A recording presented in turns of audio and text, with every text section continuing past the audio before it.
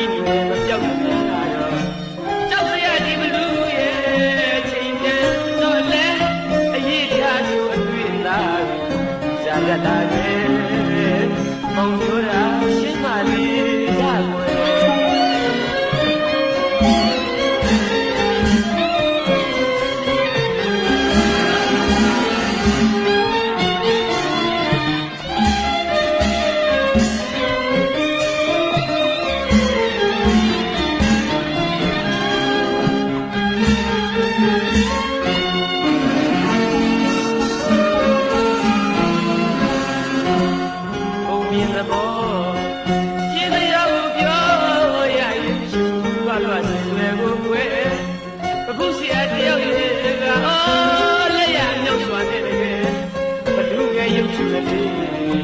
ချက်ချင်းမသက်သွင်းလို့ရဲ့